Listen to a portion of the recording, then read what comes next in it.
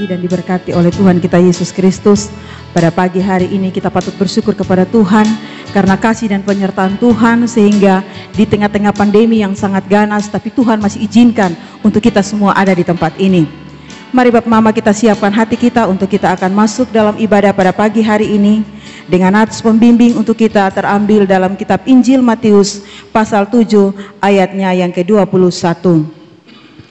Bukan setiap orang yang berseru kepadaku Tuhan, Tuhan akan masuk ke dalam kerajaan sorga, melainkan dia yang melakukan kehendak Bapakku yang di surga.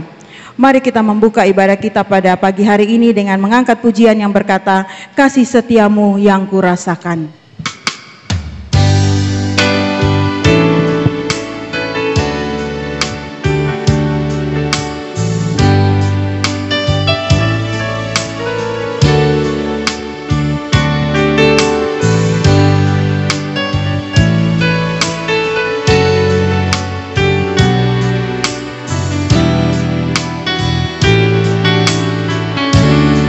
Kasih setiamu yang kurasakan.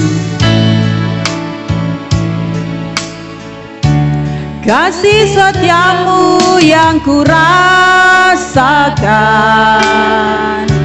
lebih tinggi dari langit biru. Kebaikanmu yang tak kau nyatakan, lebih dalam dari lautan. Sekali lagi, kasih setiamu.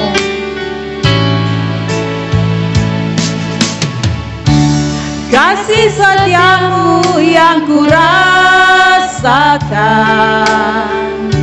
lebih tinggi dari langit biru. Kebaikanmu yang tak kau nyatakan, lebih dalam dari lautan. Siapakah aku ini? Siapakah aku ini, Tuhan? Dari biji matamu, dengan apa aku balas Tuhan, selain puji dan sembah Kau. Sekali lagi kita kasih Tuhan sekalian, mari kita berdoa. Bapa, terima kasih Tuhan. Anugerah Tuhan lebih besar dalam kehidupan kami. Sepanjang satu minggu Tuhan, dalam berbagai pergumulan kehidupan kami, Tuhan sudah menuntun dan memberkati kami masing-masing.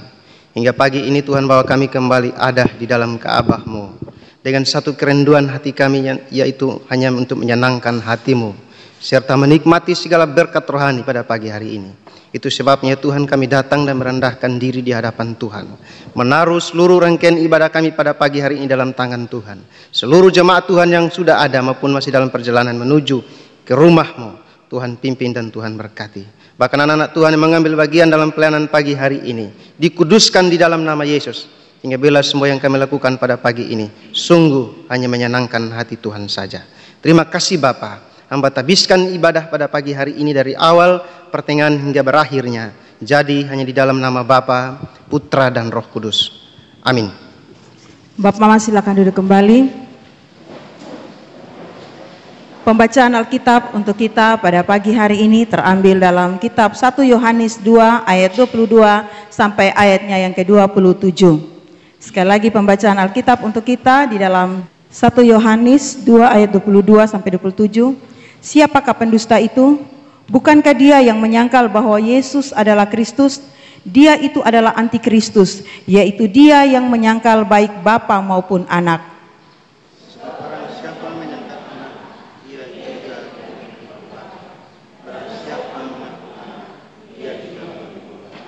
Dan kamu, apa yang telah kamu dengar dari mulanya, itu harus tetap tinggal di dalam kamu. Jika apa yang telah kamu dengar dari mulanya itu tetap tinggal di dalam kamu, maka kamu akan tetap tinggal di dalam Anak dan di dalam Bapa.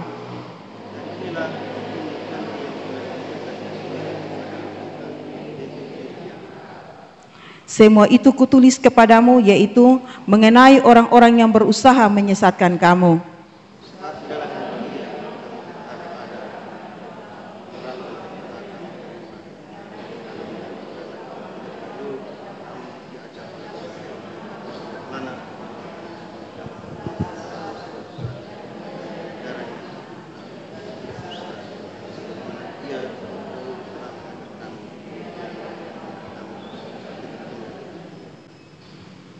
Demikian pembacaan Alkitab untuk kita pada pagi hari ini, dan urayannya akan disampaikan oleh Bapak Pendeta Hemdan A. Elia MAG. Mari kita siapkan hati kita untuk mendengarkan kebenaran firman Tuhan. Kita sama-sama menyanyi dan nyanyian kemenangan iman nomor 208, Injil yang beri hidup.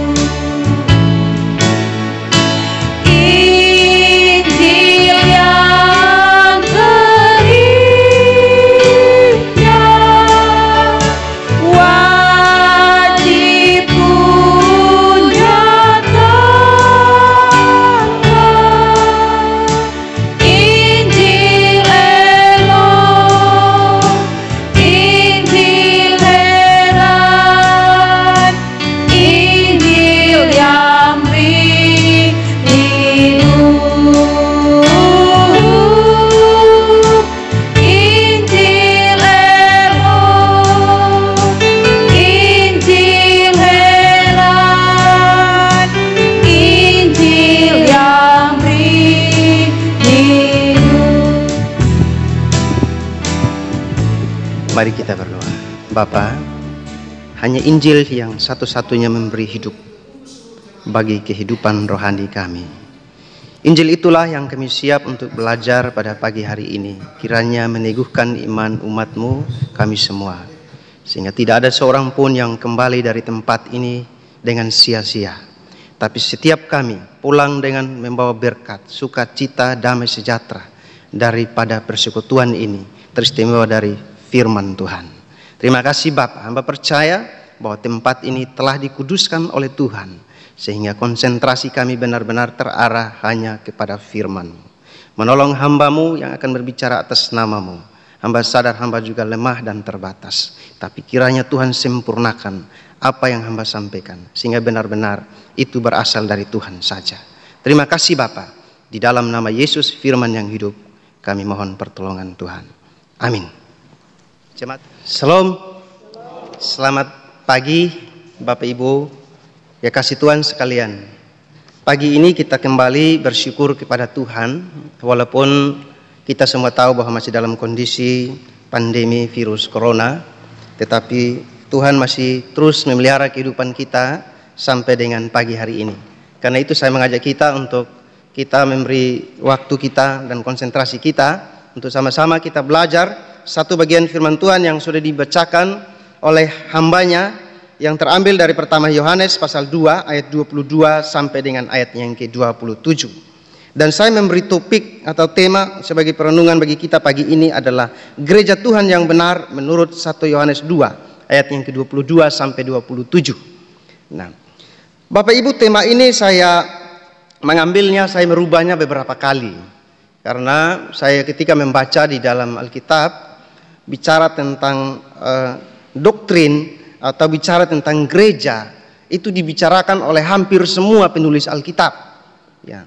Tetapi yang saya soroti di sini adalah hanya satu saja yang disebutkan atau yang disampaikan oleh Yohanes di dalam pertama Yohanes pasal 1 ayat 22 sampai dengan ayat yang ke-27. Dalam Injil Yohanes pun dia berbicara hal yang sama. Itu sebabnya saya memberikan topik sebagai perenungan bagi kita adalah gereja Tuhan yang benar menurut pertama Yohanes pasal 2 ayat 22 sampai dengan ayat yang ke-27. Jadi gereja, Bapak Ibu Saudara, adalah lembaga Allah yang berfungsi di dunia pada masa anugerah atau sekarang ini, dan kita sebagai umat Allah adalah anggota di dalamnya. Jadi menurut catatan daripada Yohanes pasalnya yang pertama Yohanes, dari Yohanes pasal 1 ayat yang ke-12 itu juga bicara tentang gereja di sana. Kalau biasanya yang orang selalu sebut itu dari Injil Matius dan juga di Markus, yang menyebut tentang apa itu gereja. Yang kemudian Yesus berkata kepada Petrus bahwa di atas batu karang ini aku akan mendirikan jemaatku dan alam maut tidak akan menguasainya. Itu bicara tentang gereja. Dan gereja di sini bukan gedung yang sementara ini kita ada di dalam, tapi gereja adalah diri kita, hidup kita yang disebutkan di sana. Jadi penekanan daripada Injil Yohanes di sini adalah bicara tentang gereja adalah jemaat. Gereja adalah setiap kita. Sehingga kalau masa pandemi sekarang ini gereja-gereja ditutup, gedung-gedung gereja semua ditutup, tidak persoalan. Kenapa Bapak Ibu Saudara? Karena gereja yang hidup adalah kita sendiri, yang kita hidupi gereja itu dalam diri kita. Sehingga di setiap keluarga-keluarga, di setiap rumah-rumah dibuka gereja-gereja. Jadi saudara Bapak Ibu, sekalipun saya selalu bilang bahwa sekalipun satu gereja ditutup, yaitu gereja Jemaat Shalom Membawa ditutup gedungnya, tetapi ada 100 lebih gereja yang dibuka di setiap keluarga-keluarga. Kenapa? Karena kita jemaat itu 100 lebih kakak. Jadi buka di sana. Ada amin Bapak Ibu Saudara? Puji Tuhan. Itulah kita bersyukur kepada Tuhan. Dan saya percaya bahwa tidak ada yang kebetulan terjadi dalam kehidupan kita. Ya, bertepatan dengan virus corona ini, tapi Tuhan juga sudah membuka jalan bagi kita, sehingga teknologi juga semakin canggih. Kita bisa pakai untuk bersekutu, beribadah, sekalipun di rumah. Anak-anak kita juga sekarang, mereka sekolah, ya sekolah dari rumah. Terlalu banyak hal yang Tuhan bisa pakai dengan caranya. Yang penting kita sebagai gereja, kita punya kerinduan, kita punya semangat untuk mau bersekutu dan beribadah kepada Tuhan. Nah, Bapak Ibu Saudara, ciri khas gereja Tuhan yang benar menurut Injil Yohanes, menurut pertama Yohanes ini apa sebenarnya? Yang pertama kita baca ayat yang ke-22 dari pembacaan teks tadi. Ayat 22 firman Tuhan begini. Siapakah pendusta itu? Bukankah dia yang menyangkal bahwa Yesus adalah Kristus? Dia itu adalah antikristus, yaitu dia yang menyangkal baik Bapa maupun Anak. Itu dia. Jadi saya mengambil kesimpulan daripada ayat ini, yaitu kita harus mengenal doktrin yang benar. Apa artinya kita harus mengenal doktrin yang benar? Yaitu yang pertama, kita harus mengenal pendusta. Ayat 22 bagian A itu dikatakan itu dia bicara tentang pendusta. Di situ bicara juga tentang iblis, bicara juga tentang nabi palsu. Ya. Jadi iblis adalah bapa segala pendusta menurut catatan dari Yohanes 8 ayat yang ke-44 itu. Dan di ayat yang masih ayat yang ke-22 bagian B, bahwa para nabi palsu adalah antek-antek daripada iblis dalam Matius pasal 7 ayat yang ke-15. Jadi Bapak Ibu Saudara, ini bukan hal baru. Ini bukan persoalan baru tentang pendusta ini atau tentang nabi palsu ini. Bukan hal yang baru. Tapi hal ini sudah terjadi. Ya. Sudah terjadi sejak gereja Tuhan ini ada. Bahkan sebelum ada itu sudah ada memang. Karena itu Bapak Ibu Saudara, kita harus berhati-hati. Apalagi sekarang ini, tadi saya singgung tentang teknologi. Sekarang ini teknologi sudah semakin canggih. Ya, banyak orang akan memasukkan dia punya doktrin yang miring, doktrin yang salah di dalam teknologi itu. Yang kemudian kita buka, kita baca, dan kita bisa kutip mentah-mentah. Ada yang namanya postingan yang mereka kirim ke kita, kemudian kita lanjutkan itu. Nah itu Bapak Ibu Saudara hati-hati. Kenapa? Karena biasanya kita baru baca poin pertama mungkin topiknya atau bagian-bagian pendahuluan. Kita pikir ini benar, ini bagus ini masuk akal. Lalu kemudian kita lanjutkan tanpa kita memahami atau mengerti bahwa esensi daripada apa yang diposting itu sebenarnya apa. Jangan sampai bisa jadi di dalamnya itu mengandung ajaran-ajaran yang sesat. Kelihatannya itu benar, tapi sebenarnya salah. Nah itu perlu kita juga harus lebih banyak berhati-hati. Nah inilah antikristus, yaitu dia yang menyangkal baik Bapa maupun Anak. Ini penekanan daripada Yohanes di sini, bahwa antikristus adalah dia menyangkal baik Bapa maupun Anak. Dia menyangkal bahwa Allah bukanlah Bapa dan Yesus Kristus bukanlah Tuhan dan Juru Selamat. Dia menyangkal itu. Nah kalau sudah menyangkal itu mau jadi apa? Iman Kristen hancur sudah. Semua tatanan kehidupan kekristenan hancur sudah. Kenapa? Karena tidak lagi mengakui Yesus sebagai satu-satunya Tuhan dan Juru Selamat. Andai kata seorang nabi datang, nabi besar yang terkenal, lalu dia datang dia bilang begini, Trinitas itu tidak benar. Ya. Dan sekarang ini ajaran ini sudah di mana-mana, tapi kita kadang-kadang tidak menyadarinya. Coba kita cari di internet, kita akan ketemu. bahwa mereka tidak lagi percaya tentang Trinitas. Memang Trinitas itu doktrin, pengajaran Bapak Ibu Saudara. Di Alkitab tidak disebut mentah-mentah bilang ini Trinitas atau Tritunggal. Tapi menyebutnya di sana dalam Kejadian pasal 1 ayat yang ke-15 juga di sana jelas bagi kita. Ayat yang ke-26 menjelaskan di sana. Kalau kita baca di situ, pertama itu menyebut tentang kata kita. Kita itu sudah jamak. Itu artinya apa? Bicara tentang satu pribadi yang lebih daripada satu. Yaitu di dalamnya Bapa, Anak, dan Roh Kudus. Kejadian pasal 1 ayat 1. Firman Tuhan berkata di situ, pada mulanya Allah menciptakan langit dan bumi. Bumi belum berbentuk dan kosong, dan Roh Allah menyala-layang di atas permukaan air. Roh Allah, itu Roh Kudus. Itu Roh Allah. Jadi Kristus pun sudah terlibat di dalam penciptaan. Kemudian dilanjutkan dalam Injil Yohanes pasal 1 ayat yang ke-1 sampai dengan ayat yang ke-2. Di sana juga jelas bagi kita bahwa pada mulanya adalah firman, dan firman itu bersama-sama dengan Allah, dan firman itu adalah Allah sendiri, yaitu Yesus Kristus. Jadi Kristus pun sudah terlibat dalam penciptaan. Ini doktrin Bapak Ibu Saudara. Dari waktu ke waktu, tahun ke tahun, ini sudah diajarkan.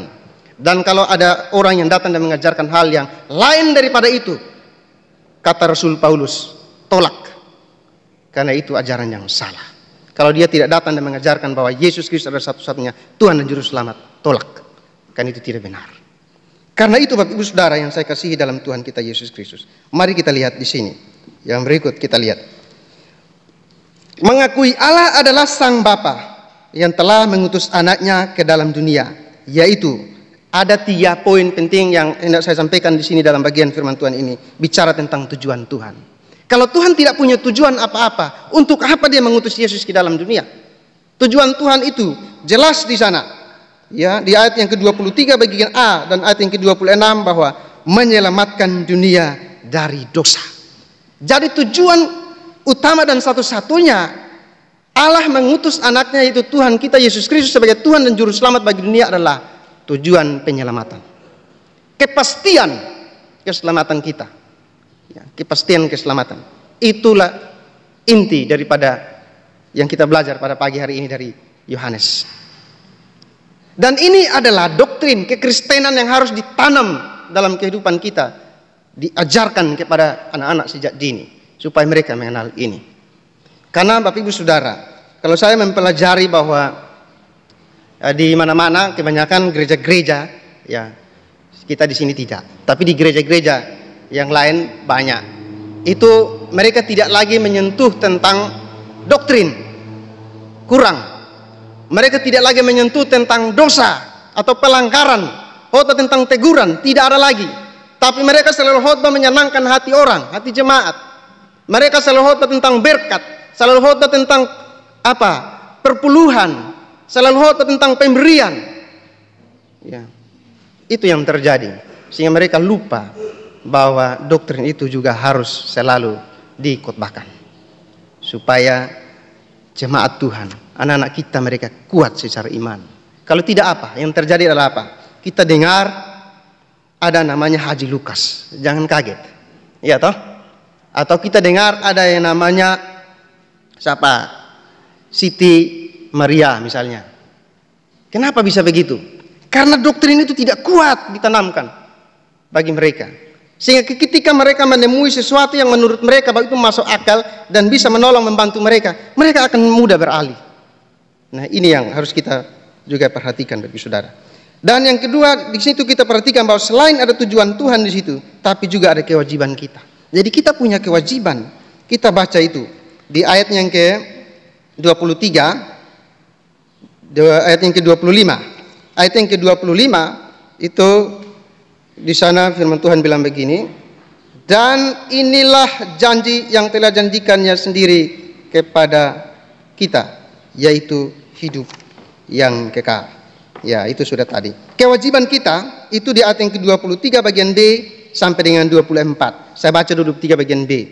23 bagian B, di sana firman Tuhan bilang begini.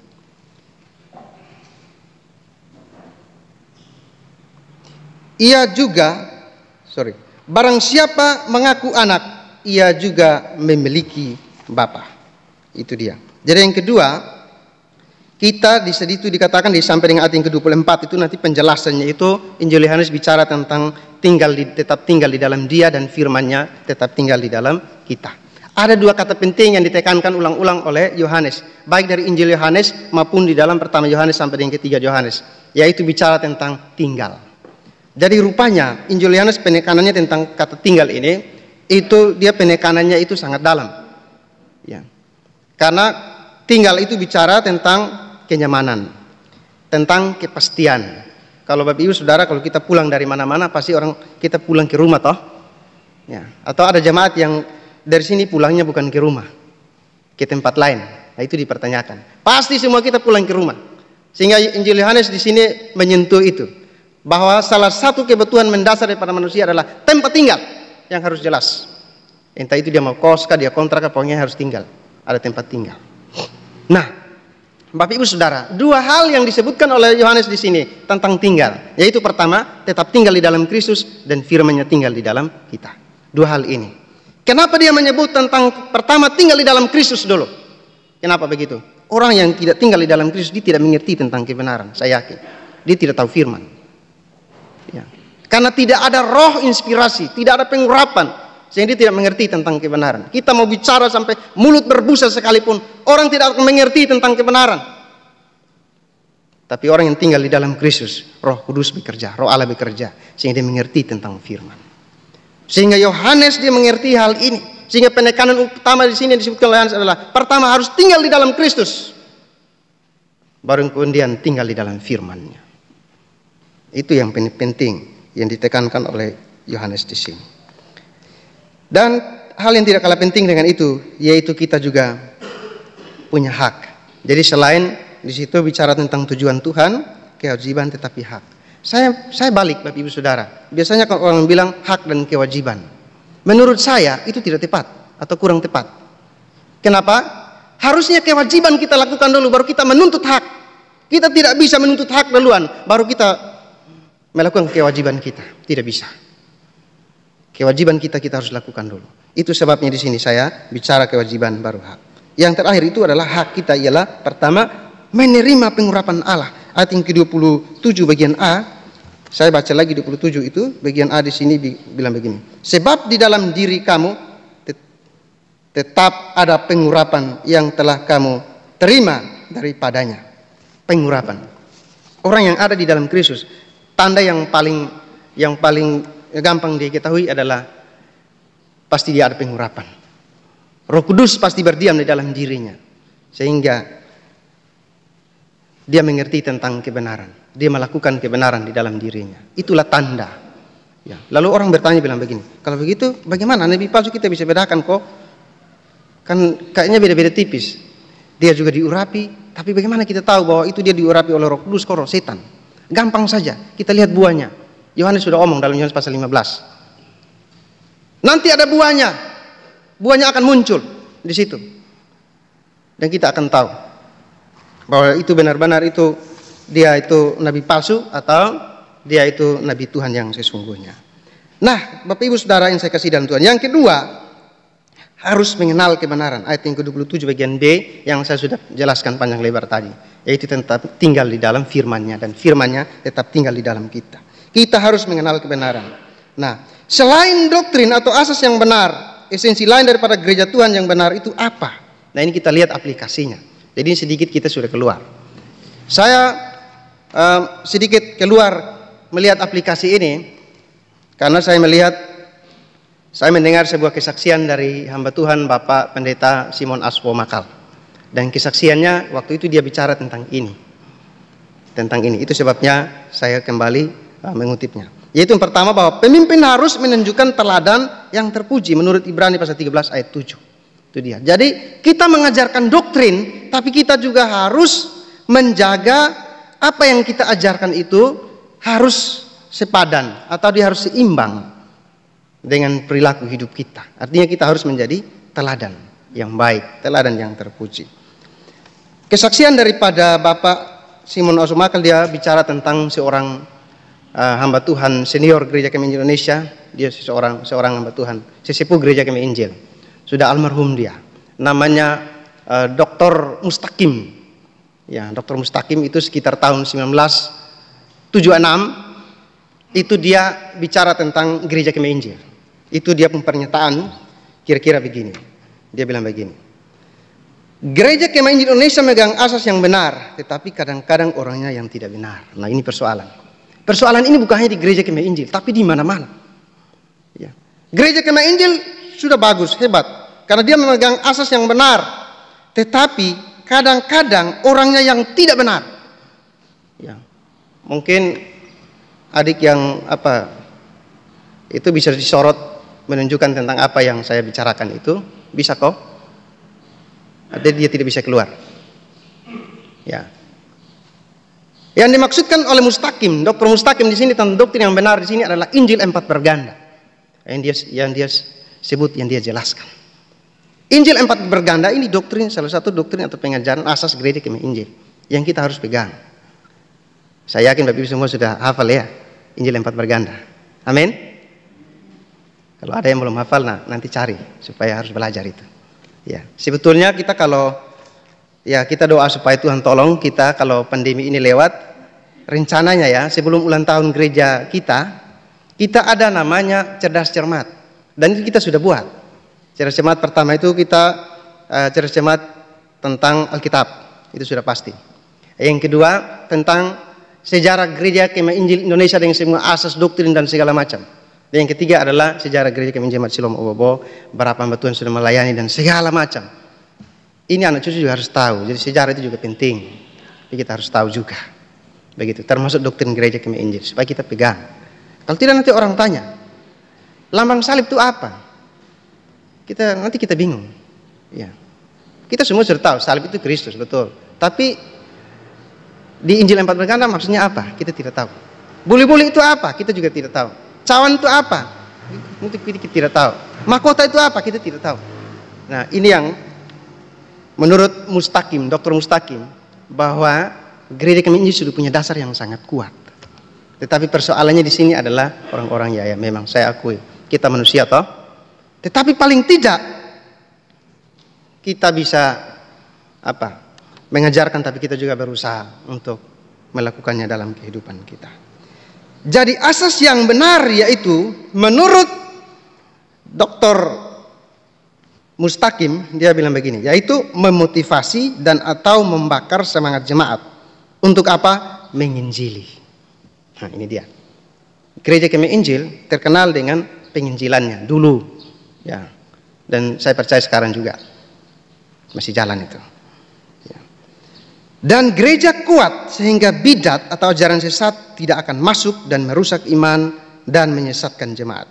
Keselamatan adalah bagaikan Injil Kristus yang hidup dan terbuka bagi semua orang dalam kata dan perbuatan. Ya. Pemimpin atau hamba Tuhan ibarat rumah kaca, dari luar terlihat, dari dalam pun terlihat, baik dalam pengajaran maupun dalam kehidupan nyata.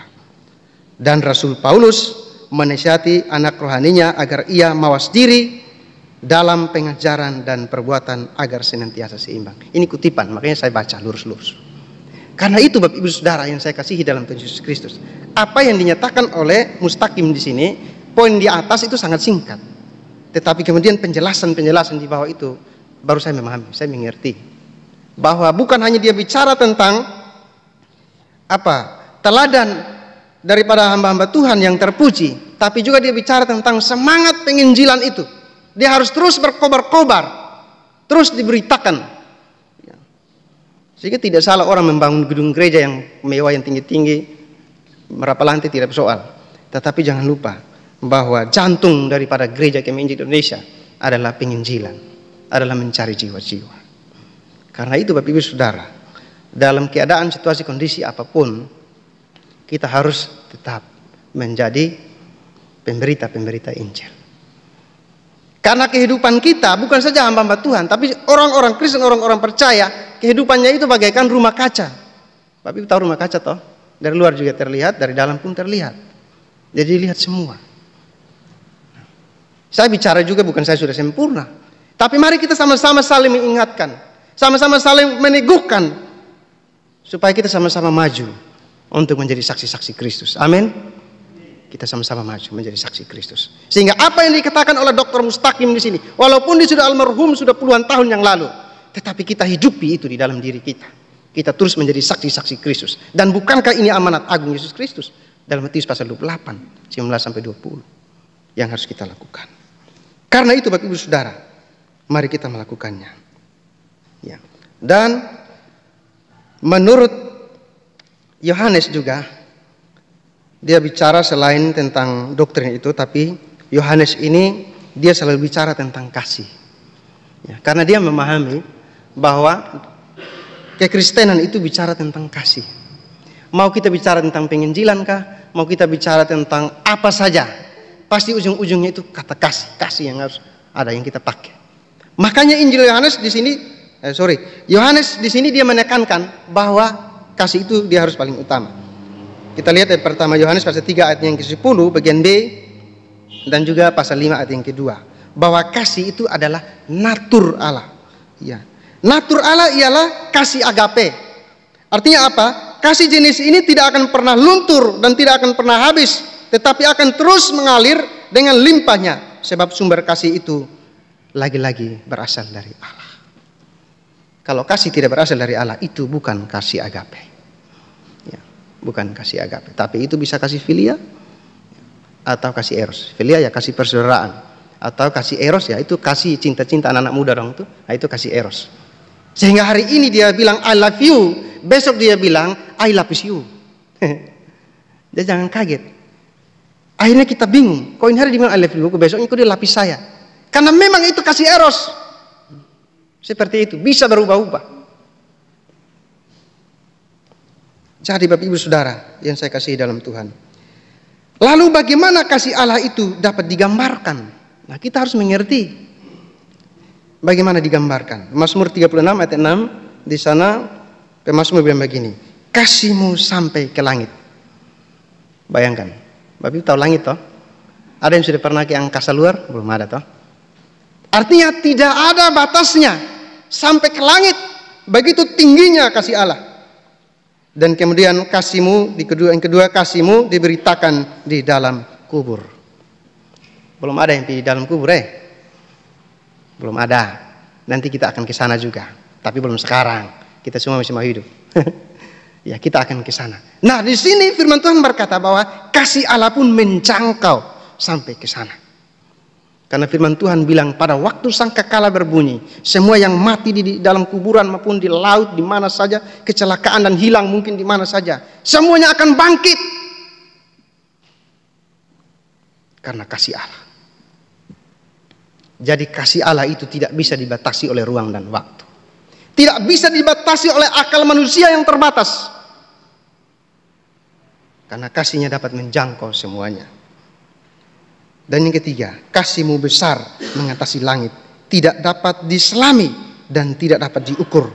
Mazmur 108 ayat 5. Artinya kasihnya tak terbatas. Tak terbatas. Dan kasihnya hebat atas kita, artinya kasihnya luar biasa atas kita. Dan kasihnya kekal adanya. Yeremia pasal 31 ayat 3. Dan yang terakhir, kasihnya itu sangat besar. Ayat ini sudah kita hafal pasti. Yohanes pasal 3 ayat yang ke-16. Penekanan daripada ayat itu adalah begini. Kita hafal ya ayatnya. Karena begitu besar kasih Allah akan dunia ini, yaitu besar kasihnya. Pertama itu yang perlu kita garis bawahi. Begitu besar kasih Allah akan dunia ini, sehingga Allah telah menurunkan anak yang tunggal supaya apa tujuannya? Setiap orang yang percaya kepadanya tidak binasa, melainkan beroleh hidup yang kekal. Ini kepastian keselamatan. Nah, kepastian keselamatan ini lahir dari natur Allah, yaitu kasih. Jadi lahir dari hatinya sendiri. Dia yang punya ide, dia yang berinisiatif untuk keselamatan dunia, karena kasihnya yang begitu besar bagi dunia ini, teristimewa bagi saudara dan saya. Begitu besar kasihnya, sampai anak satu-satunya korbankan untuk dunia. Lalu Rasul Paulus bilang, apa yang masih kurang? Semua sudah diberikan, termasuk anaknya yang tunggal satu-satunya juga sudah diberikan bagi kita. Ini sekali lagi disebut lagi-lagi doktrin. Kita harus pegang ini. Di dalam mata kuliah penginjilan, Itu dulu diajarkan, yang Mbak Tuhan mengajarkan saya itu Bapak Pendeta Petra Karemeli. Maaf Bapak mungkin ada di sini. Ya, beliau yang mengajarkan itu. Kita diajarkan di kelas, bukan hanya di kelas saja. Tapi setelah itu kita turun di ada yang datang di pasar, ada yang datang di jalan-jalan, ada yang pernah sampai di Tono sana, yang serong kiri masuk tuh, pernah ke sana. Banyak tempat dikunjungi. Bahkan ada teman saya dulu, dia sekarang sudah melayani di Kalimantan. Dia pernah datang sampai di Kondak perempatan situ, ada satu orang laki-laki di pinggir jalan situ. Jadi dia dan dia pun teman, dua orang. Kan itu sudah 2 orang. Waktu itu 2 orang harus pergi penginjilan. Jadi karena ini praktek penginjilan di lapangan. Nanti minggu berikut di kelas itu kan nanti presentasi, disampaikan hasil ini kamu pergi injili hasilnya mana. Nah, harus disaksikan. Lalu ini teman saya ini kakak kelas tingkat. Dia dan dia punya teman datang kemudian injili itu laki-laki di perempatan di Komdak situ. Ya. Waktu injili karena begitu semangatnya dia, habis itu dia langsung tumpang tangan berdoa. Begitu, tumpang tangan berdoa. Waktu tumpang tangan berdoa, ini orang juga dia angkat tangan dan tumpang tangan di dia pun kepala. Ternyata Bapak Ibu Saudara, setelah amin baru tahu ternyata dia orang gila. Orang tidak waras. Begitu. Jadi dia tumpang tangan balik kepada orang tersebut. Nah, Bapak Ibu Saudara, kita menginjili juga tapi dengan akal sehat. Dengan berhikmat. Kita tidak bisa langsung labrak-labrak saja begitu. Tapi istilahnya itu ada dia punya metode yang kita juga harus pakai. Metodenya di mana? Itu yang kita belajar di kelas, itu yang kita pakai. Jadi ada tahapan-tahapan yang juga kita pakai. Tapi kalau di dalam penginjilan bagi kaum awam, kadang-kadang tahapan itu tidak pakai. Tidak ada itu. Kenapa? Kalau Roh Kudus sudah bekerja, saya yakin pasti akan terjadi. Amin. Tapi kita tidak boleh mengabaikan juga tentang tahapan-tahapan itu. Nah, Bapak Ibu Saudara yang saya kasih dalam Tuhan Yesus Kristus, dasar daripada penginjilan di sini menurut Yohanes catatannya di sini dan juga menurut Dr. Mustaqim adalah kasih. Ya. Pelayanan apapun yang kita lakukan harus dasarnya adalah kasih.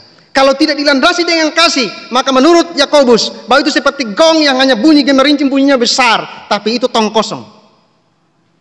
Jadi hanya suaranya besar saja, bunyi besar, tapi tidak ada isinya. Artinya apa? Harus ada dasar, yaitu kasih. Lalu bagaimana respon orang percaya terhadap kasih Allah? Pertama, dia harus menaati hukum Allah. Pertama Yohanes pasal 2 ayat 3 sampai dengan 11. Menaati hukum Allah. Jadi sebelum Yohanes bicara tentang doktrin di sini, dia sudah bicara duluan tentang kasih. Dasar harus diletakkan. Kasih. Dan yang kedua, dengan kasih Allah, kesalahan pun pasti diampuni. Kita melayani kalau masih ada beban sesuatu yang di kita punya hati. Saya begitu Bapak Ibu Saudara. Kalau saya mungkin lagi selisih dengan seseorang atau kurang enak, tidak bisa. Saya tidak bisa. Pasti Bapak Ibu juga alami seperti itu toh. Sulit kita mau melayani, mau melakukan sesuatu, kita akan tertuduh. Roh Kudus akan menuduh kita, bilang, Hamdan, lu tidak beres. Lu bicara tentang kasih, tapi lu sendiri tidak melakukan kasih. Lu bicara tentang pengampunan, mengampuni, tapi lu sendiri tidak pernah mengampuni orang. Lu masih dendam dengan orang, percuma Bapak Ibu Saudara. Kita mau bicara pakai bahasa malaikat sekalipun, atau bahasa teknologi yang canggih sekalipun, bahasa ilmiah sekalipun, kosong, tidak ada pengurapan. Percaya, kita tidak akan dapat apa-apa. Karena itu Bapak Ibu Saudara, mari kita belajar. Mengampuni itu tidak gampang Bapak Ibu Saudara, itu proses. Ya, proses. Dan setiap orang itu, dia memiliki karakter yang berbeda-beda.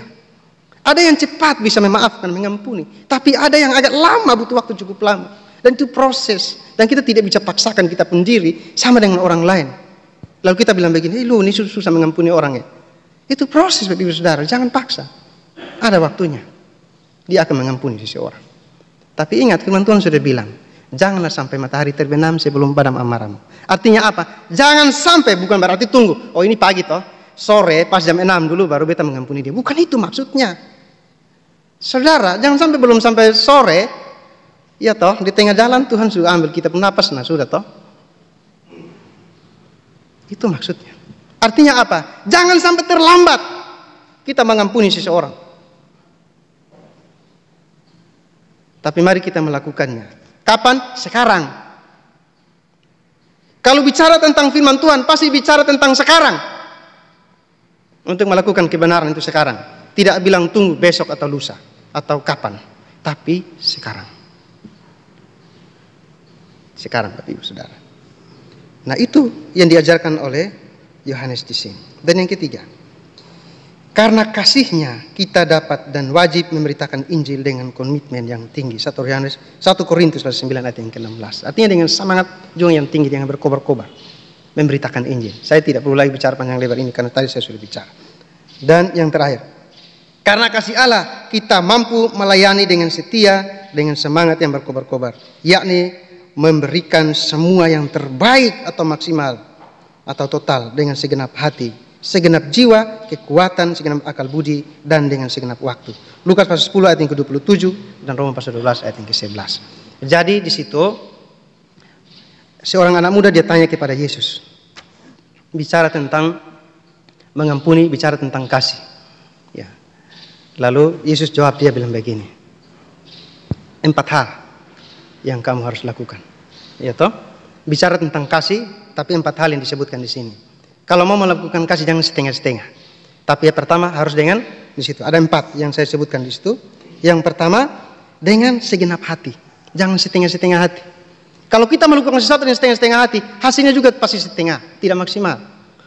Tidak akan bagus. Malah melakukan dengan segenap hati. Termasuk mama-mama dan juga kalau biasa masak, kadang-kadang saya kelakar saya bilang begini, saya sakit perut ini sampai masak tidak dengan segenap hati sehingga sakit perut. Itu contohnya seperti itu. Melakukan dengan segenap hati. Dan yang kedua dikatakan dengan segenap jiwa. Dan yang ketiga segenap kekuatan. Dan yang terakhir adalah segenap akal budi. Artinya harus dengan akal yang sehat, akal budi yang sehat. Itu tidak bisa sembarang melakukannya. Nah, ini yang harus kita lakukan. Jadi pertanyaannya bagi kita, lalu bagaimana dengan kita?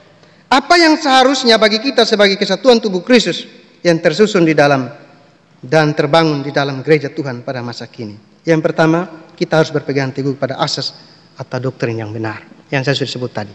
Gereja kami Injil memiliki Injil 4 berganda dan masih banyak lagi doktrin pengajaran kita pegang. Dan hal ini selalu disampaikan ulang-ulang, tapi ini penting. Bapak Ibu Saudara harus meyakinkan kepada anak-anak dan generasi penerus bahwa Yesus Kristus adalah satu-satunya Tuhan dan Juru Selamat. Tidak ada yang lain. Kalau ada yang datang bilang itu salah satu, itu bahaya.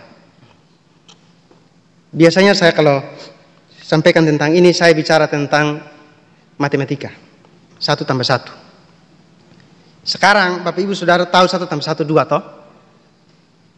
Tapi saya beranalogi begini, satu ketika semua kita generasi ini tidak ada lagi dan tinggal hanya satu keluarga yang kemudian dia punya anak, lalu dia ajarkan yang lain. 1 tambah 1 11, dia pegang itu, yakin, karena tidak ada yang kasih tahu dia, hanya dia pembapa dan mama saja di dunia ini yang dong saja yang ada kasih tahu dia bahwa 1 tambah 1 11, pasti dia pegang itu. Walaupun mungkin orang komplain, tapi memang itu yang dia tahu, 1 tambah 1 11, ini sama dengan doktrin yang harus kita tanamkan. Doktrin ini kalau di agama seberang itu saya istilahkan itu seperti cuci otak. Begitu. Jadi kalau sudah cuci dia punya otak, setiap saat dicuci nanti dia hidup seperti itu. Karakternya, sikap, tindakannya semua seperti itu. Nah, ini juga harus kita cuci kita pada anak-anak dan otak. Doktrin ini kita harus tanamkan supaya dong pegang ini kuat-kuat. Dan yang terakhir, bicara tentang kesetiaan. Kenapa Yohanes bicara tentang kesetiaan di sini? Karena kadang-kadang orang beralih kalau doktrin tidak kuat. Jadi kalau doktrin sudah kuat, dia harus punya komitmen untuk tetap setia. Tidak boleh beralih atau tidak boleh berubah. Ya, karena tantangan zaman sekarang ini sangat keras, Bapak Ibu Saudara. Kenapa banyak orang mualaf pindah agama? Karena sekali lagi, doktrin tidak kuat. Coba hari ini saudara, jangan kita jauh-jauh, kita ke timur sedikit saja. Ada satu kampung, itu namanya Oeekam. Itu Pak Joni tahu. Bapak Ibu yang lain juga pasti tahu itu. Kita pernah punya rencana mau ke sana. Tapi karena pandemi kita belum ke sana. Ya. Itu satu kampung itu, sudah rata-rata itu mereka sudah pindah agama. Sudah mualaf. Kenapa bisa begitu? Banyak hal, banyak faktor. Pertama, persoalan ekonomi. Apalagi di masa sekarang, pandemi virus corona ini, hal yang paling utama yang menjadi persoalan paling besar adalah ekonomi. Kalau orang datang dengan membawa bantuan sumbangan yang besar dengan cuma-cuma, siapa yang tidak mau? Bahkan orang berkelahi, ribut hanya gara-gara supaya dapat bantuan pemerintah. Walaupun itu terbatas. Tapi kenapa bisa begitu? Karena memang tuntutan hidup, faktor ekonomi.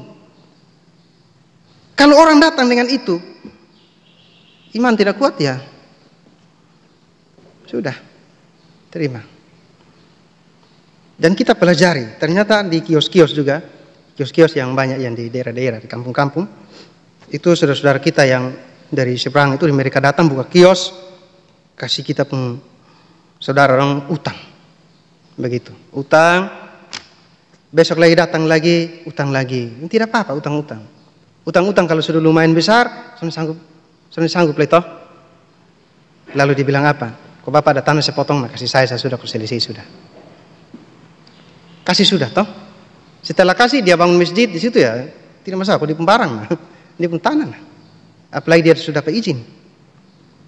Ini soal. Ini soal ibu saudara. Dan yang terakhir, beritakanlah Injil Kristus. Ini kata kunci. Ini disampaikan oleh Yohanes di sini. Kenapa? Dalam nas pembimbing dalam Matius pasal 7 ayat yang ke-21 tadi sudah dibacakan. Semua orang memberitakan Injil. Ini refleksi bagi Bapak Ibu Saudara dan saya. Semua orang menyampaikan kebenaran. Tapi pertanyaannya adalah, dia sudah menjadi milik Kristus atau belum? Kalau belum menjadi milik Kristus, sekalipun dia sudah pendeta besar, titelnya juga tinggi, mungkin S1, S2, S3, tapi kalau dia tidak punya iman yang kuat juga pasti dia pindah. Banyak pendeta di Indonesia justru pindah agama, Bapak Ibu Saudara. Cari di internet, terlalu banyak. Pakai titel pendeta, doktor, tapi pindah. Kenapa bisa begitu? Doktrin kurang kuat, iman kurang kuat. Mari Bapak Ibu Saudara, saya mengundang kita bangkit berdiri. Bapak Ibu, kita bangkit berdiri. Kita berdoa, kita minta kepada Tuhan supaya kembali Tuhan meneguhkan iman kita, memberi kepada kita semangat yang terus baru, berkobar-kobar, untuk kita terus menjadi saksi Kristus. Kita menjadi teladan yang terpuji. Kita menjadi orang-orang yang tidak hanya mengasihi, tapi mengampuni, memaafkan, supaya Injil Kristus diberitakan dengan pengurapan, dengan kuasa yang lahir daripada Roh Kudus. Mari kita berdoa. Bapa, hamba sudah berhenti bicara firman Tuhan. Hamba sadar terbatas, tapi biarlah Roh Kudus bekerja di hati kami, supaya kebenaran-kebenaran yang sudah hamba singkapkan ini dari firman Tuhan, ini dapat menjadi pedoman bagi kami, memotivasi kami, menolong kami, supaya hari demi hari membawa kami untuk semakin hari bertumbuh di dalam kasih dan pengenalan akan Tuhan. Tapi juga kami diberi semangat untuk terus menjadi saksi-saksi Kristus yang terbuka, yang hidup, menjadi surat Kristus yang terbuka di dunia ini, bisa dibaca oleh setiap orang. Terima kasih Bapa. Berkati jemaat Tuhan dalam situasi dan kondisi yang saat ini kami alami yang belum berakhir, yaitu virus corona. Tapi biarlah kebenaran ini meneguhkan iman kami Bapa, bahwa di dalam kondisi seperti ini kami belajar dari jemaat mula-mula, bahwa mereka bukan hanya bersekutu, memuji dan memuliakan Tuhan, belajar firman Tuhan, tapi mereka juga berbagi, peduli satu dengan yang lain. Mereka saling berbagi satu dengan yang lain. Dengan demikian Tuhan, kehidupan kami menjadi kehidupan yang memuliakan akan nama Tuhan. Terima kasih Bapa, memberkati kami semua pada pagi hari ini. Di dalam nama Yesus Kristus firman yang hidup, kami mengucap syukur. Haleluya. Amin. Bapak Ibu silakan duduk. Terima kasih, Tuhan berkati. Demikian kebenaran firman Tuhan untuk kita pada pagi hari ini, kiranya memberkati akan kita semua. Di tengah-tengah ibadah kita pada pagi hari ini ada jemaat Tuhan yang dari jauh yang ingin menyampaikan kesaksiannya, dan saya persilahkan. Saya juga ingin menjelaskan kalau misalnya saya berada di sini karena memang ada pekerjaan. Saya sudah 4 bulan di sini dan kebetulan saya kos di tempat Bapak yang sama-sama dengan saya di sini, dan kebetulan dari Kemah Injil, makanya saya coba bergereja. Sebetulnya saya sudah 2 kali di sini, tapi saya rindu untuk membagikan dan memberitahukan informasi seperti ini kepada jemaat dan pemirsa. Terima kasih.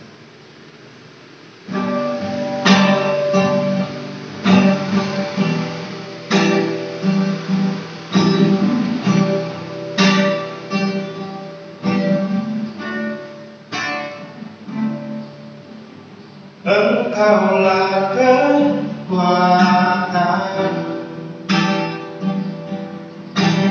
tempat perlindunganku saat badai menerpa.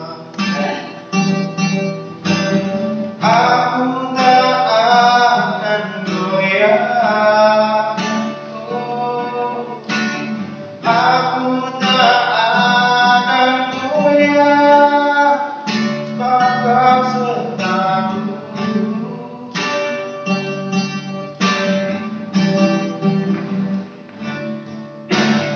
Engkaulah kekuatan, tempat perlindunganku saat badai menerpa. Aku tak akan goyah.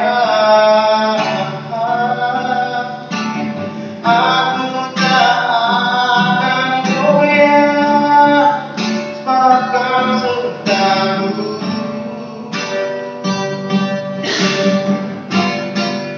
Sejauh lagi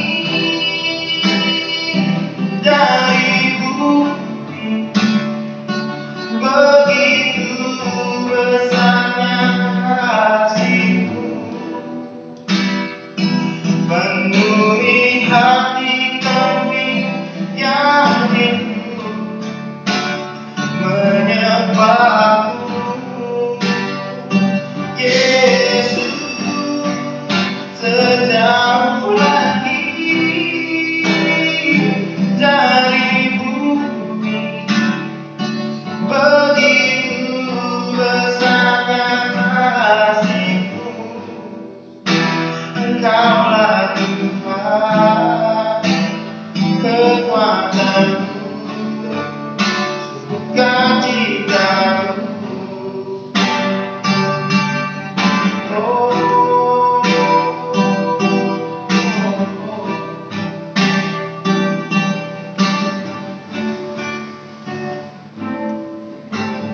Engkaulah kekuatanku, tempat perlindunganku saat badai menerpa. Aku tak akan goyah. Aku tak akan goyah, sebab Kau sertaku.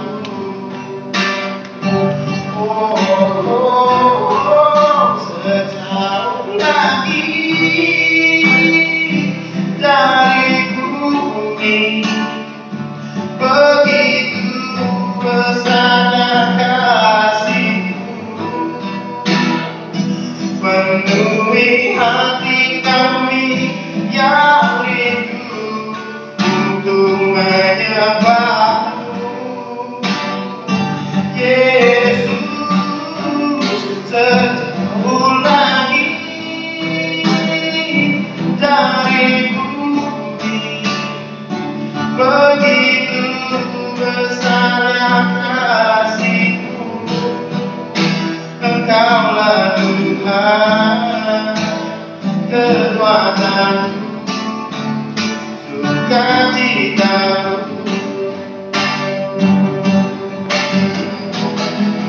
Sejauh lagi dari bumi,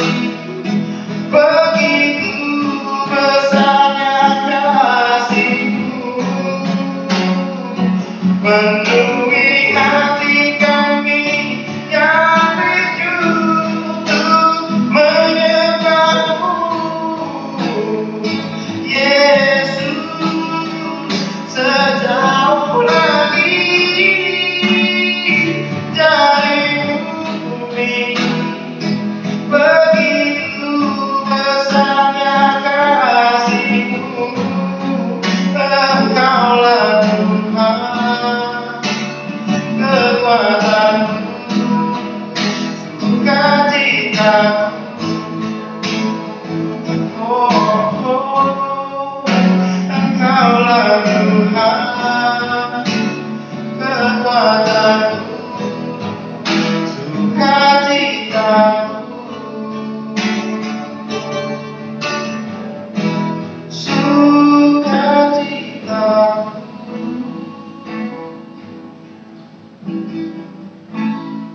Terima kasih. Bahan pujiannya, kiranya Tuhan Yesus memberkati. Bapa Mama, kita akan membawa semua beban dan pergumulan kita kepada Tuhan dengan bersafaat yang akan dipimpin oleh hambanya Bapak Pendeta Hemdan. Mari kita siapkan hati kita dengan kita mengangkat pujian yang berkata, kemanakah kami mencari kasih sejati, kemanakah kami berseru saat badai datang menderu, yang kami tahu hanya Kau Tuhan yang mampu pulihkan segala sesuatu.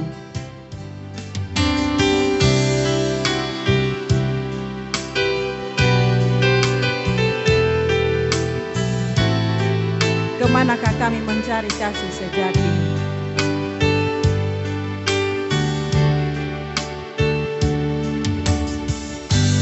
Kemanakah kami mencari kasih sejati?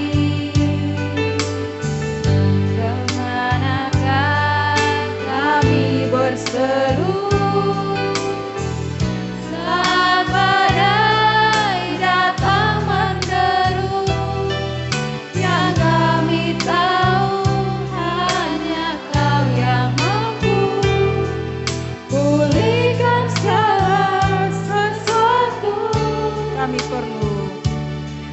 kami perlukan keajaiban-Mu, kami butuhkan sentuhan tangan-Mu, kami tak dapat jalan sendiri, kami perlukan Tuhan.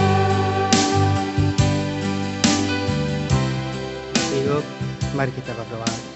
Bapa, benar kami butuh Tuhan dalam hidup kami. Dalam berbagai pergumulan hidup ini Tuhan, kami tahu bahwa kami membutuhkan Tuhan. Itu sebabnya pagi ini kami ada di sini dan kami mau membawa seluruh ucapan syukur kami ke hadapan Tuhan dengan semua beban dan pergumulan kehidupan kami. Kami bawa ke dalam tangan kasih-Mu Bapa. Kami bersyukur kepada Tuhan karena Tuhan sudah menolong dan memberkati seluruh jemaat Tuhan dalam 1 minggu lamanya, dalam berbagai kesibukan, pekerjaan, pelayanan, dan pergumulan-pergumulan hidup mereka, baik suka maupun duka. Tuhan sudah menolong dan Tuhan sudah menyertai mereka sehingga dapat melewati semuanya dengan baik. Terima kasih Bapa di surga. Pada saat ini juga Tuhan kami berdoa untuk seluruh jemaat Tuhan dalam pergumulan masing-masing.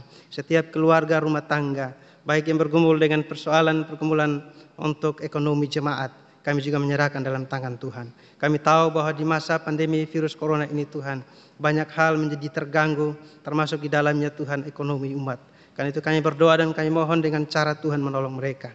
Kami tidak bisa menolong membantu Tuhan, tapi kami percaya bahwa Tuhan sumber berkat yang akan menolong dan menyertai serta mencukupkan semua kebutuhan hidup daripada jemaat Tuhan. Terima kasih Bapa di surga. Bapa, di dalam nama Yesus Tuhan, pada pagi hari ini kami mau membawa semua beban dan persoalan kami ke hadapan Tuhan. Tuhan melihat hati kami, baik hamba yang berdiri ini maupun jemaat Tuhan yang duduk. Biarlah Tuhan melihat hati kami. Jika ada sesuatu yang kami lakukan yang tidak memuliakan Tuhan, yang menyakiti hati-Mu dan menyakiti hati sesama kami mohon ampun di hadapan Tuhan. Kuduskan dan layakkan kami Bapa, agar kami layak menghampiri Tuhan, tapi kami juga layak menerima segala janji berkat Tuhan dalam kehidupan kami Bapa. Terima kasih Bapa di surga. Hamba berdoa Tuhan untuk anak-anak jemaat Tuhan. Tuhan memberkati Bapa. Dalam masa-masa ini Tuhan, anak-anak harus belajar dari rumah. Karena itu kami berdoa Tuhan, tolong Bapa. Dengan segala keterbatasan yang ada, Tuhan sendiri yang menolong orang tua dan juga anak-anak. Supaya walaupun anak-anak sekolah dari rumah, tapi mereka bisa menikmati pendidikan mereka ya Tuhan. Terima kasih, berkati semua guru-guru yang juga berpikir keras Tuhan untuk bisa bagaimana caranya mengajarkan anak-anak. Tuhan berkati mereka semuanya Bapa. Berkati juga pemerintah supaya mereka juga dikasih hikmat oleh Tuhan untuk memikirkan yang terbaik untuk masa depan daripada anak-anak ini Tuhan. Terima kasih dan kami percaya bahwa pandemi virus corona ini Tuhan akan akhirinya pada waktunya Tuhan. Karena itu kami mohon Tuhan lindungi dan tutup bungkus semua seluruh jemaat Tuhan dengan kuasa darah dan kemuliaan Tuhan. Supaya keluar masuk mereka kemanapun pergi dan berada, mereka ada dalam naungan Tuhan. Setiap tempat yang mereka kunjungi, setiap udara yang mereka hirup, setiap benda yang mereka sentuh, bahkan setiap orang yang mereka temui pun Tuhan kuduskan. Supaya mereka tetap ada dalam perlindungan Tuhan. Terima kasih Bapa di surga, Bapa di dalam nama Yesus Tuhan kami. Kami juga bersyukur untuk segala berkat yang Tuhan beri bagi kami Tuhan. Baik berkat jasmani maupun rohani. Kami bersyukur untuk semuanya. Kami bersyukur bahwa Tuhan juga memberkati anak-anak dalam jemaat ini. Keberhasilan-keberhasilan, kemenangan-kemenangan yang telah mereka raih. Kami bersyukur bahwa semua karena anugerah Tuhan. Karena itu biarlah Tuhan berkati mereka semua Bapa yang sudah mengalami keberhasilan. Biarlah ke depannya Tuhan, di dalam setiap tugas pekerjaan dan pelayanan yang baru, dimanapun mereka ada, biarlah senantiasa diberkati oleh Tuhan. Terima kasih Bapa. Anak-anak dalam jemaat ini juga, mereka membutuhkan biaya yang cukup besar untuk masa depan dan pendidikan mereka. Kami berdoa dan menyerahkan dalam tangan Tuhan. Kiranya Tuhan sendiri yang menolong dan memberkati jemaat-jemaat-Mu Tuhan. Terima kasih Bapa di surga. Bapa di dalam nama Yesus, kami juga berdoa bagi jemaat-jemaat Tuhan yang dalam kondisi yang kurang sehat, sehingga mereka ada di rumah, bahkan ada yang mungkin ada datang di sini Tuhan, dalam keadaan tubuh yang lemah dan sakit. Kami berdoa dan kami percaya bahwa Yesus Tuhan, Engkau senantiasa menjamah mereka. Dengan kuasa bilur-Mu Tuhan, pulihkan sembuhkan mereka Bapa. Sehingga ketika mereka kembali dari sini, mereka mendapatkan pemulihan yang daripada-Mu. Terima kasih Bapa di surga. Bapa di dalam nama Yesus, hamba juga berdoa bagi hamba-hamba Tuhan yang melayani, baik Mama Gembala, Mama Wakil dan juga semua staf pelayan dan majelis yang ada. Tuhan berkati hamba-hamba-Mu kami semua yang melayani Tuhan.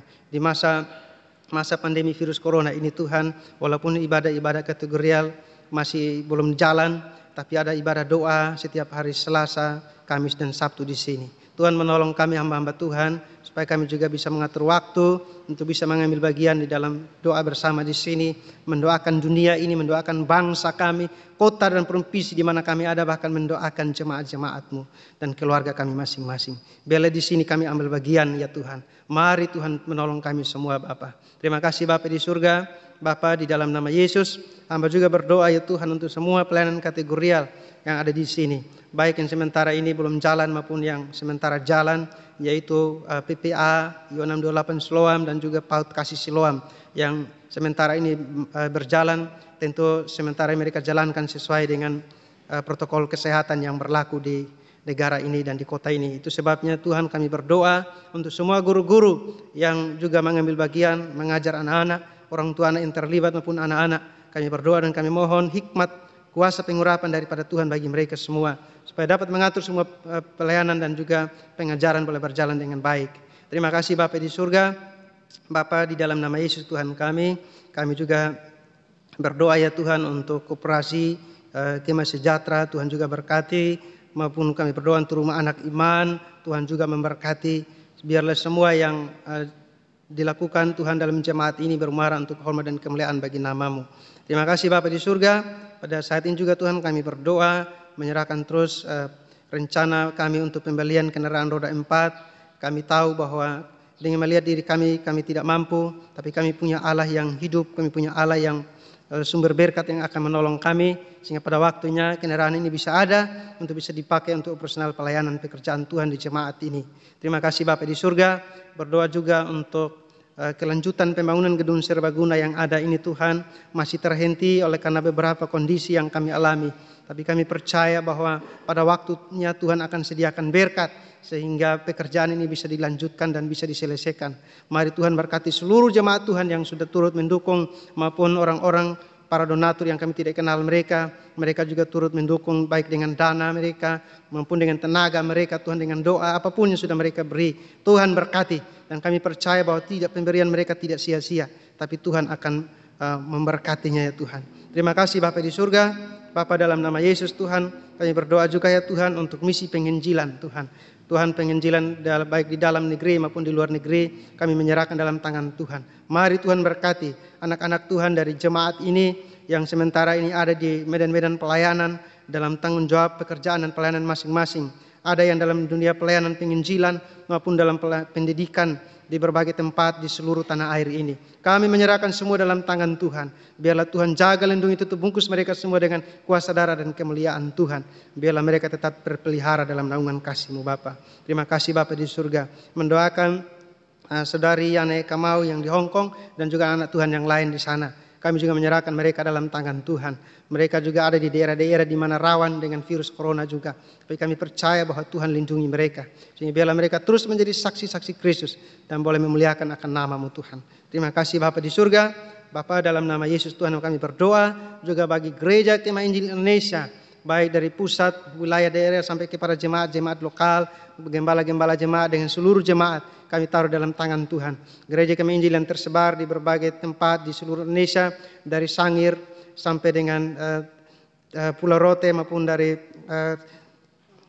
Papua sampai ke Sangir Talaut, kami menyerahkan semua dalam tangan Tuhan. Tuhan memberkati Tuhan sampai di pelosok-pelosok. Virus ini sudah merasuk di berbagai tempat, tapi kami percaya bahwa Tuhan tidak pernah meninggalkan akan umat-Mu Tuhan. Kami menyerahkan semua dalam tangan-Mu. Tuhan memberkati umat-Mu Bapa. Jaga, lindungi, dan bentengi mereka dengan kemuliaan Tuhan.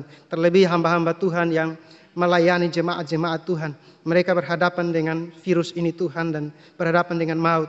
Karena itu kami berdoa bagi mereka. Tuhan lindungi mereka Tuhan. Tutup bungkus dengan kemuliaan Tuhan. Supaya bentuk pelayanan apapun yang mereka lakukan Tuhan untuk melayani jemaat-jemaat, biarlah senantiasa diberkati oleh Tuhan. Terima kasih Bapa di surga. Bapa, di dalam nama Yesus, pada pagi ini juga Tuhan kami berdoa bagi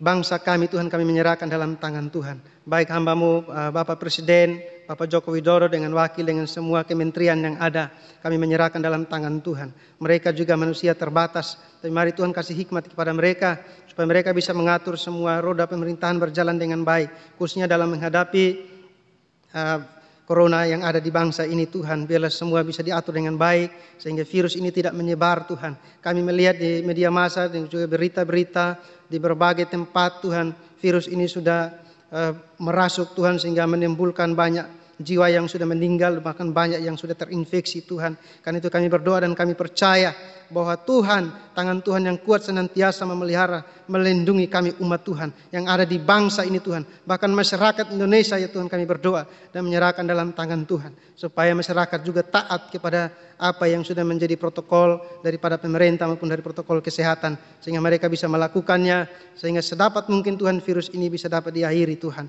Terima kasih Bapa di surga. Bapa, di dalam nama Yesus kami berdoa untuk Provinsi Nusa Tenggara Timur dan juga Kota Kupang di mana kami ada. Kami menyerahkan dalam tangan Tuhan. Pemerintah daerah dan pemerintah kota Tuhan berkati supaya mereka juga dapat melakukan semua tugas dan tanggung jawab mereka di dalam pimpinan dan penyertaan Tuhan saja.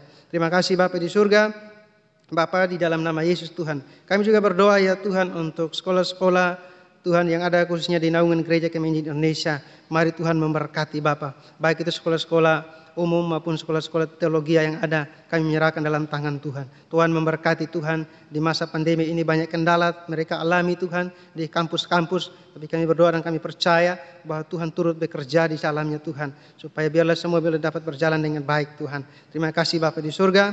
Kami berdoa dan menyerahkan semua pergumulan daripada bangsa ini dalam tangan Tuhan, dan kembali kami menyerahkan jemaat-Mu di sini dalam tangan Tuhan. Berkati umat-Mu Tuhan dalam berbagai pergumulan. Satu minggu yang ada di depan ini kami akan kembali dan kami berhadapan dengan berbagai pergumulan hidup dalam satu minggu ke depan, dalam tugas pekerjaan dan pelayanan kami masing-masing, pergumulan hidup kami masing-masing. Tapi satu hal yang kami yakini, bahwa Tuhan beserta kami, sehingga pada minggu depan Tuhan bahwa kami kembali ada di sini untuk bersekutu dan memuliakan akan nama-Mu Tuhan. Terima kasih Bapa, terpujilah nama-Mu Bapa kekal untuk selama-lamanya. Inilah doa kami, syafaat kami Tuhan, yang tidak sempurna, tapi kiranya Tuhan sempurnakan. Dan Tuhan dengar doa kami Tuhan, hanya di dalam nama Yesus Tuhan kami berdoa dan mengucap syukur kepada Bapa di surga. Haleluya. Amin. Amin. Kita yakin dan percaya bahwa Tuhan akan menjawab semua doa-doa kita tepat pada waktunya. Bapak Mama, kita akan mendengarkan warta jemaat untuk kita pada pagi hari ini. Untuk ibadah sore sebentar, pengkhotbah Pendeta NCC Malwewan STH, liturgos Saudari Yuyun Adolfin Yemodeng STH, singer PPA, pemusik Pendeta S. Tomatala MTH, LCD Saudari Robin Laana, operator sound system Bapak Sony Ara, dan juga pengukur suhu Penatua Magdalena Letsurun, pengantar jemaat Penatua Safira Mai Aweng. Untuk minggu depan tanggal 12 Agustus tahun 2020, ibadah umum pagi jam 8, pengkhotbah Pendeta Yuliana Gabriel STH, liturgos Pendeta IP Tubulau MPDK, singer seksi perkarya, pemusik Pendeta Stephen Tomatala MTH, multimedia Saudari Sylvester Womakal, sound system Saudari Levan Onmalei, pengukur suhu Penatua Robert Otang, pengantar jemaat ke tempat duduk Penatua Magdalena Letsurun, ibadah pagi kelompok PA Sion, Petra, Philadelphia, dan Tiberias. Untuk ibadah sore pada pukul 17.00, pengkhotbah Pendeta Sri Karyati MTH, liturgos Pendeta NCC Malwewan STH, singers seksi perkawan, pemusik Bapak Immanuel Praden, multimedia Saudari Noven Onmalei, sound system Saudari Nefrik Miramangi, pengukur suhu Penatua Safira Mai Aweng, pengantar tamu Penatua Elizabeth Laukapitang. Ibadah PA untuk yang ibadah sore kelompok PA Sion, Antioquia Getsemani, dan kelompok Berea.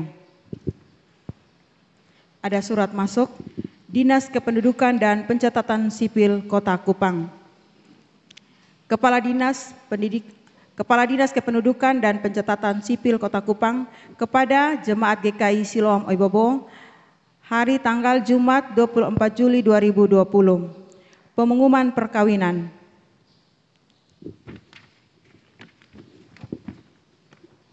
Daftar untuk pengumuman. Hari ini tanggal Jumat 24 Juli tahun 2020, saya Dr. Randus Agus Masoe MSI, Kepala Dinas Kependudukan dan Pencatatan Sipil Kota Kupang mengumumkan di kantor ini, yakni kantor tempat menyelenggarakan daftar-daftar pencatatan sipil, bahwa pada hari Minggu tanggal 9 Agustus tahun 2020 pukul 15.00 tempat Jemaat GKI Siloam Oibobo bermaksud hendak melakukan pernikahan antara nama Yonatan Eduardus Laapen, umur 32 tahun, agama Kristen, pekerjaan konsultan, alamat Kelurahan Melayu, Kecamatan Kalimantan Timur. Dahulu belum pernah menikah. Anak laki-laki dari Markus Laapen almarhum dan juga Ibu Magdalena Vanggidai almarhum dengan Imegi Ekarawati, umur 31 tahun, pekerjaan wira swasta, agama Kristen Protestan, alamat Fatululi, Kecamatan Oibobo. Dahulu belum pernah kawin.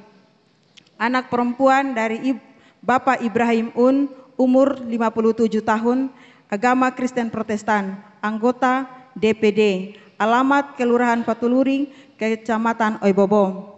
Dan Ibu Rahmi, umur 53 tahun, agama Kristen Protestan, pekerjaan wira swasta, alamat Fatululi, Kecamatan Oibobo. Demikian pengumuman ini telah saya buat dan ditandatangani Kepala Dinas Kependudukan dan Pencatatan Sipil Kota Kupang. Demikian surat masuk untuk jemaat dibacakan pada hari ini. Demikian warta jemaat dan juga pengumuman untuk kita ketahui pada pagi hari ini. Baik, kita akan mengakhiri ibadah kita pada pagi hari ini.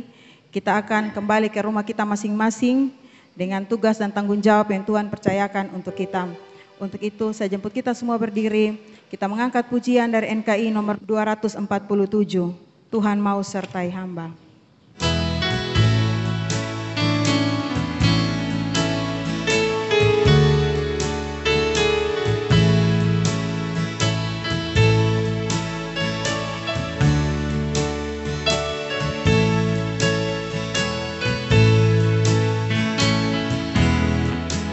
Tuhan mau sertai hamba, kalau tidak ku sesat, sama-sama dengan Tuhan, baru langkahku tepat, maka jiwaku teduh pada jalan dan lebu, dengan tidak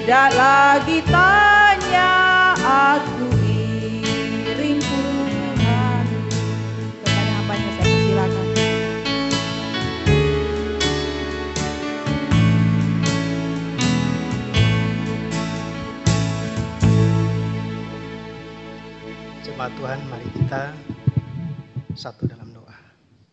Bapa, di akhir ibadah ini kami menaikkan syukur, hormat dan kemuliaan hanya kepadamu ya Tuhan. Karena Engkaulah yang layak menerima segala sembah bakti kami. Kini kami sudah mengakhiri seluruh rangkaian ibadah pada pagi hari ini Tuhan. Itu sebabnya ya Tuhan, sebelum kami beranjak dari tempat ini, sebagai hamba Yesus Kristus, hamba mohon berkat-Mu kepada seluruh umat-Mu. Kekasih Tuhan sekalian, arahkanlah hatimu kepada Tuhan, serta terimalah berkat daripadanya. Kiranya anugerah daripada Allah yang adalah Bapa kami, kasih sayang daripada Tuhan kami Yesus Kristus, serta di dalam pimpinan Allah Roh Kudus, akan terus menyertai kehidupan seluruh umat-Mu, sejak pagi hari ini, bahkan sampai Maranatha, kami berjumpa dengan Kristus pada kedatangan-Mu yang kedua kali. Semua berkat ini kami terima hanya di dalam satu nama, yaitu di dalam nama Tuhan kami Yesus Kristus, yang adalah Tuhan dan Juru Selamat kami yang hidup. Haleluya. Surga dan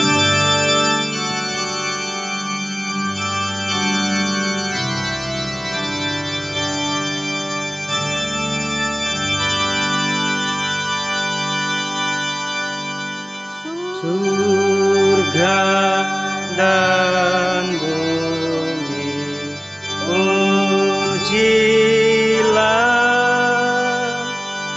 Allahku, sumber kurnia, seluruh makhluk puji terus Sang Bapa, Anak, Roh Kudus.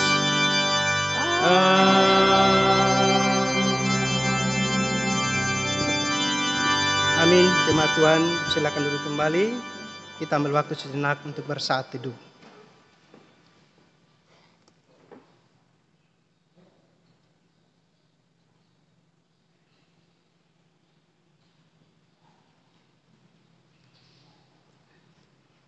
Baik, shalom. Selamat pagi Bapak Ibu, Saudara yang saya kasih dalam Tuhan Yesus Kristus.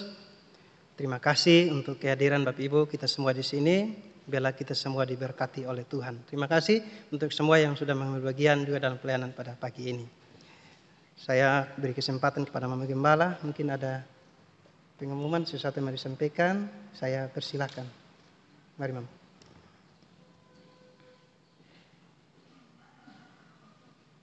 Baik, shalom. Ada informasi di buletin itu yang tidak dibaca tadi, silakan Bapak Mama membaca itu. Cuma satu saja yang saya mau tegaskan, bahwa pada bulan Agustus adalah bulan misi bagi Gereja Kemei Injil Indonesia. Jadi untuk kita memeriahkan bulan misi, maka diharapkan kepada kita semua sebagai umat Tuhan di tempat ini untuk kita mengenakan pakaian budaya dari masing-masing daerah. Ya, itu saja yang saya sampaikan buat kita semua.